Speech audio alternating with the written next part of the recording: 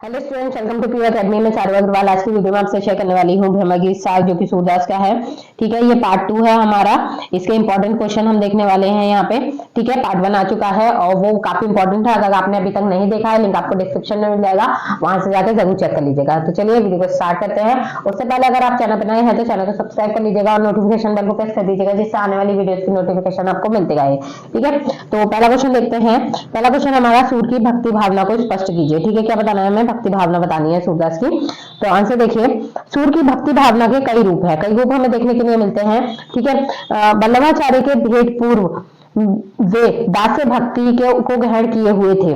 ठीक है, साथ ही उनमें विरह भावना की भी प्रधानता है और शास्त्रीय भक्ति के सोपान भी उनकी भक्ति में पाए जाते हैं। कहने का अर्थ है कि जो सूरदास थे, वल्लभाचार्य से मिलने से पहले कैसी भक्ति करते थे? दास्य भक्ति करते थे, यानी कि वो ईश्वर को अगाध्य मान के, खुद को दास मान के फिर जो है वो भक्ति करते थे। ठीक है, उनमें विनय भावना भी मिलती है हमें। विनय भावना यानी कि विनय के भाव हमें देखने के लिए मिलते हैं, शांति मिलती है देखने के लिए। ठीक है, और उसके अलावा हमें शास्त्रीय भक्ति भी हमें देखने के लिए मिलती है। यहाँ संक्षेप में उनकी भक्ति भावना का निरूपण अद्वित प्रकार है, मतलब उनके जो भक्ति भावना है उसे हमने निरूपण किया है, यानी उसे निम्न प्रकार से बांटा है, वहां आपको बताते होंगे। देखिए, मुख्य रूप से अगर हम देखें तो दास्य भक्ति किसने की है? दास्य भक्ति जो करने के लिए हमें मिलेगी ना, वो तुलसीदास ने की है।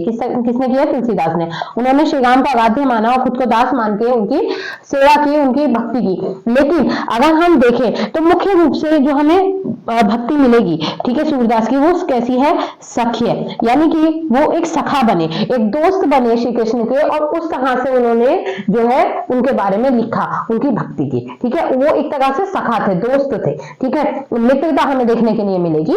ठीक है, वो भक्त थे लेकिन एक तरह से मित्र भी थे। ठीक, सबसे पहले आता है भावना आधार। भक्ति की भावनाओं के आधार पर भक्ति की 3 भेद किए गए हैं। ठीक है, भक्ति को हमने बांटा है किसके? भावना के आधार पर हमने बांटा है। 3 भेद उसके किए हैं। पहला कौन सा आता है? श्रद्धा भक्ति। ठीक है, जब भक्त भगवान के प्रति श्रद्धा सहित स्नेह में डूबकर उसके गुणों का बखान करता है, इसी प्रकार की भक्ति मानी जाती है। ठीक है, तब क्या है? श्रद्धा भक्ति कब मानी जाती है? जब हम भगवान के प्रति श्रद्धा सहित स्नेह में डूबकर उनके गुणों का बखान करते चले जाएंगे। हम उन पर बहुत श्रद्धा कर रहे हैं और उनके गुणों का बखान करते चले जा गए, तो वो क्या है? श्रद्धा भक्ति है। ठीक है, सूर में ये भक्ति अपनी पूर्णता पर है। जैसे कि वो कहते हैं, जाको दीनानाथ निवाजे, भव सागर में कबहू न झुके, अभय निशाने बाजे, विप्र सुदामा को निधि दीने, अर्जुन गण में गाजे। आगे देखिए, फिर आती है हमारी शुद्ध भक्ति। शुद्ध भक्ति कब होती है? जब भक्त भगवान को निर्गुण अथवा सगुण रूप में स्वीकार कर उसके प्रति निरंतर प्रेम प्रदर्शित करता है, तो इस कोटि की भक्ति होती है। कहने का मतलब है कि आप भगवान को चाहे निर्गुण रूप को माने चाहे सगुण रूप को माने, फर्क नहीं पड़ता आप भगवान के किस रूप को मानना है, लेकिन आप उनसे उस रूप में निरंतर प्रेम प्रदर्शित कर रहे हैं, मतलब आप उनसे बहुत प्रेम करते हैं। ठीक है, तो ये कौन सी भक्ति होती है? शुद्ध भक्ति होती है। तो इसके लिए कहते हैं, मोहन के मुख ऊपर वारी, देखत नैन सभी सुख उपजत, बार बार ताते बलिहारी। ठीक है, तीसरी आती है भावना भक्ति। भावना भक्ति कब होती है? जब भक्त भगवान को अनेक रूप में और अनेक को एक रूप में देखता है। यह भाव भी सूर की भक्ति में विद्यमान है, यानी कि ईश्वर को, भगवान को अनेक रूपों में भी देखा, ठीक है, और अनेकों भगवान को एक रूप में भी देख लिया। मतलब उनके लिए क्या है? उनके लिए भगवान तो सब थे, लेकिन उन्होंने सभी भगवानों को किस रूप में देखा? श्री कृष्ण के रूप में देखा, क्योंकि उनकी जो दुनिया थी वो श्री कृष्ण से शुरू होकर श्री कृष्ण पर ही समाप्त हो जाती थी। ठीक है, तो ये भाव भी हमें सूरदास की भक्ति में देखने के लिए मिलता है। आगे देखिए, दूसरा है शरणागत सिद्धांत। शरणागत सिद्धांत कौन सा है? सूर ने शरणागत सिद्धांत की 6 विधियों का प्रयोग अपने काव्य में कई स्थानों पर किया है। ठीक है, शरणागत सिद्धांत की कितनी विधियों का प्रयोग किया है? 6 विधियों का प्रयोग किया है। ठीक है, आगे देखते हैं। पहली विधि है अनुकूलस्य संकल्प, अर्थात अनुकूल का संकल्प। सूर ने इस भावना को अपने काव्य में कई स्थानों पर व्यक्त किया है। अनुकूलस्य संकल्प को जो है सूरदास ने कई जगह पर, कई स्थानों पर व्यक्त किया है। तो उदाहरण देखिए, गे मनु गोविंदा हवे रहिए, इति संसार अपे विह वे, जम की भास न सहिए, दुख सुख कीगत भाग आपने, आई पगे सो सहिए, सूरदास भगवान भजन करी, अंत बर कछु लहिए। आगे है प्रतिकूलस्य वर्जनम, कोई भी कार्य या तत्व जो भगवान की पूजा के मार्ग में हस्तक्षेप करता है उसे पूरी तरह से त्याग दिया जाना चाहिए। कहने का मतलब है कोई भी ऐसा कार्य है, कोई भी ऐसा तत्व है जो कि भगवान की पूजा में बाधा बनता है, बीच में हस्तक्षेप करता है, रुकावट डालता है, तो ऐसे किसी भी कार्य को, ऐसे किसी भी तत्व को हमें क्या करना चाहिए? त्याग देना चाहिए। वही होता है प्रतिकूल वर्जनम। तो ये देखिए, रे मन छाड़ी विषय को गचियो, कततु सुबह होत से मर को, अंतहि कपट न बचिवो। फिर आता है रक्षितति विश्वासो। इसमें है जब भक्त भगवान को ही अपना सब कुछ समझ लेता है और प्रभु के समान किसी अन्य व्यक्ति को नहीं मानता, तब यही स्थिति आती है। तो इसकी देखिए पंक्ति क्या है? हरिसो ठाकुर और न जन को, जिहि जिहि सेवक सुख पावे, तिहि विधि राखत जन को, भूख भय भोजन जो उदर को, तथा तोय पग तन को। आगे देखिए, इसी प्रकार सूर्य की भक्ति में शरणागत सिद्धांत की गोप्य तत्व वगण, कपनीय आत्म निक्षेपण की स्थिति भी देखी जा सकती है। आगे देखिए भक्ति की भूमिकाएं। वैष्णव संप्रदाय में भक्ति की 7 भूमिकाओं की चर्चा की गई है। कितनी भूमिकाओं की? 7 भूमिकाओं की चर्चा की गई है। सूर्य की भक्ति में ये 7 भूमिकाएं हमें मिलती हैं। यहाँ उदाहरण के साथ उनमें कुछ का उल्लेख किया गया है। ठीक है, तो पहला है दैन्य। कौन सी भक्ति होती है? दैन्य भक्ति। इसके अंतर्गत भक्त अपने को हीन, तुच्छ और हेय मानता है। कहने का मतलब है वो अपने आप को कम मानता है और जीवन में पर्याप्त असफलताओं के लिए वह अपने को ही दोषी मानता है। ठीक है, तो कहता है हरि हो सब पति पनी को गाओ, को कही सके बराबरी मेरी, सो हो मोहि बताओ। आगे देखिए, फिर आती है मान नश्यता। इस भूमिका के अंतर्गत भक्त अपने गर्व, मद एवं अभिमान को त्याग कर पूर्णतः प्रभु की शरण में समर्पित हो जाता है। तो यहाँ पे जो सूरदास है वो कहते हैं हरि हो महापतित अभिमानी, परमागत हो विगतगत भाव, भक्ति नहीं नेकुहु जानी, निस्दिन दुखित मनोगत करी करी, पावत हूँ तृष्णा पर बुझानी। आगे देखिए, अब देखिए नेक्स्ट है भय दर्शन भक्ति। भय दर्शन भक्ति कब होती है? जब भक्त को अपने बुरे पापों, कर्मों तथा बुराइयों का ज्ञान हो जाता है, जब भक्त भगवान की भक्ति प्राप्त करने के लिए ललायित हो उठता है तथा प्रभु की शरण ही उसका एकमात्र आधार रह जाता है, उस समय पे भय दर्शन भक्ति होती है। आपके राखी लहू भगवाना, हो अनाथ बैठियो तुम दरिया, पारधी साधे वान। ठीक है, उसके बाद आती है हमारी भत्सना भक्ति। वो देखिए, भक्त जब भगवान की भक्ति में अपने मन को गंवाता है, परंतु विषय वासनाएं जब उसके मन की एकाग्रता को भटका देती हैं, तब वह पुनः सांसारिक विषय भावनाओं में ग्रसित हो जाता है। जब भक्त अपने मन में प्रायश्चित के भाव को भरकर अपने को फटकारने लगता है, इस प्रकार की भूमिका को भत्सर्जना कहते हैं।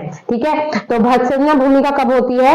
जब जो भक्त होता है वो विषय वासनाओं से निकलना चाहता है, मन को एकाग्र करना चाहता है, लेकिन उसका मन फिर से भटक जाता है और फिर से वो सांसारिक भोग विलास में या विषय वासनाओं में घिर जाता है। ठीक है, और उसके बाद फिर क्या होता है? वो अपने मन से प्रायश्चित करना चाहता है। ठीक है, और खुद को ही खुद फटकारता है, कहता है कि मैं किस तरह से ये इसमें फंस गया।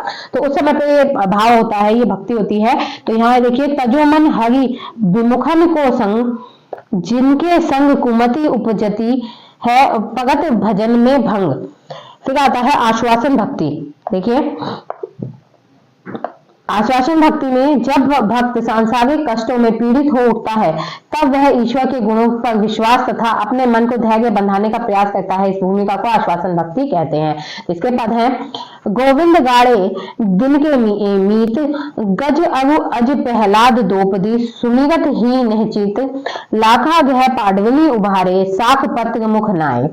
ठीक है, फिर आता है मनोवाज्य। इसके अंतर्गत भक्त के मन में अनेक भावनाएं उत्पन्न होती हैं और भगवान की कृपा के द्वारा जीवन के सभी पदार्थ प्राप्त कर लेना चाहता है। तो जिसके लिए कहते हैं कहा कभी जाके राम धनी, मनसा नाथ मनोरथ परम, सुख निदान जाके सोज धनी।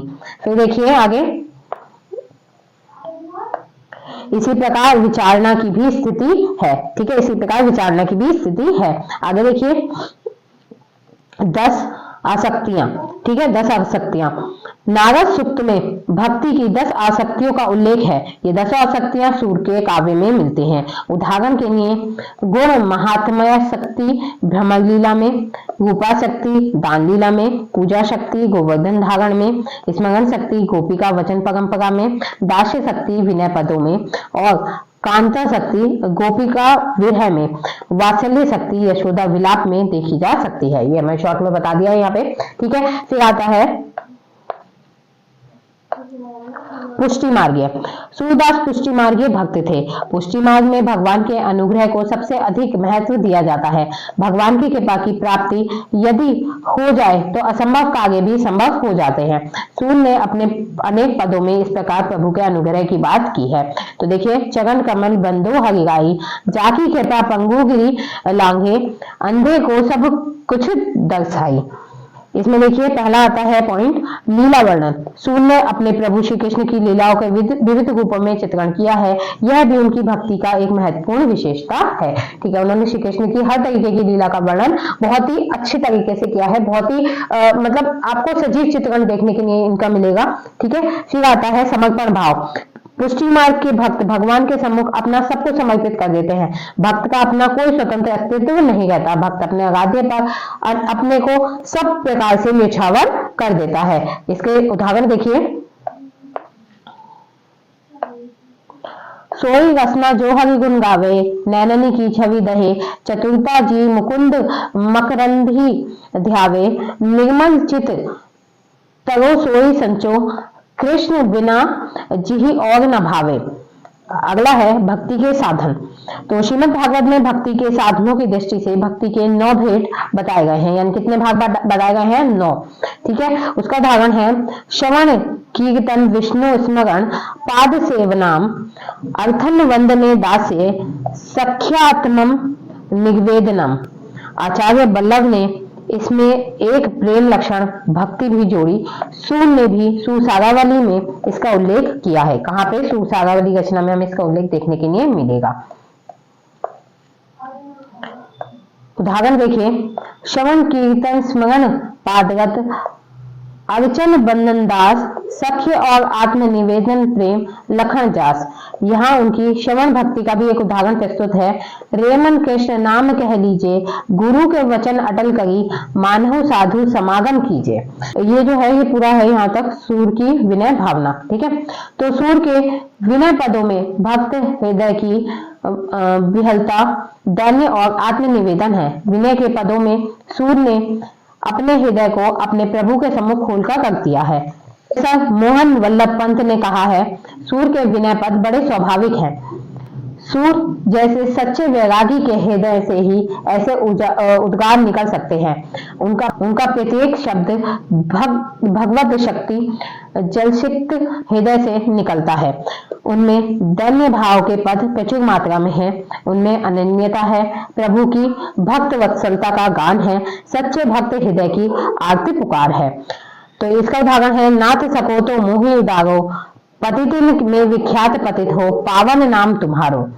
आगे देखिए, उनके पदों में दैन्य और अक्खरपन दोनों ही दिखाई देते हैं। वे अक्खरपन मुंह में लगे दास का सा है जो अपने स्वामी के 2-4 खरी खोटी कह सकता है। अजो हो एक एक करी हरि हो, के तुम्हारी के हमारी माधव, अपन भरोसे लहियो। तो देखिए, सूर भक्त कवि थे। उनकी भक्ति के अनेकों विशेषताएं हैं। जहां उनमें शास्त्रीय स्थितियों का वर्णन है, वहीं उनमें पुष्टि मार्गीय भक्ति के 7 दैन्य विनय की श्रेष्ठ स्थितियां भी हैं, ठीक है। इसी के साथ यहाँ पे आपकी वीडियो कंप्लीट होती है। आई होप वीडियो आपको पसंद आई होगी।